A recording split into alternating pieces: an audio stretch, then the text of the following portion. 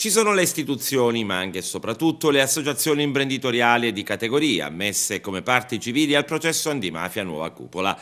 Segnali di svolta ad Agrigento sul fronte della lotta alla mafia. E questo perché i boss emergenti delle cosche agrigentine, fermati con il blitz del giugno del 2012, hanno imperversato in lungo e largo per la provincia, vessando imprenditori e anche commercianti. 16 le parti civili ammesse, il Comune di Agrigento, la Camera di Commercio, Confindustria e Confartigianato, ma anche singoli imprenditori che hanno avuto il coraggio di ribellarsi alla logica mafiosa del pizzo. Tra questi Antonio Mancuso, Giuseppe Palumbo Piccionello, Gioacchino Cimino, Alfonsina Drago, l'impresa Mosedil.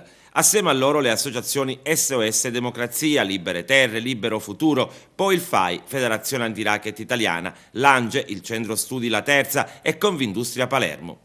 Un maxi processo alla mafia che vede alla sbarra 51 imputati. Al termine dell'udienza preliminare sono stati complessivamente in 40 a chiedere il rito speciale a fronte di 11 imputati che hanno optato per il rito ordinario. Per questi ultimi i PM hanno già cominciato la discussione che si concluderà domani con la richiesta di rinvio a giudizio. A capo della nuova cupola vi sarebbe stato Leo Sutera, il professore di Sambuca di Sicilia che secondo gli inquirenti avrebbe ereditato lo scettro di capo di Cosa Nostra Agrigentina da Giuseppe Falsone con la benedizione di Matteo Messina Denaro. E Sutera avrebbe creato una rete di boss e gregari tra cui ci sarebbe stato il palmese Francesco Ribisi e anche Giovanni Tarallo.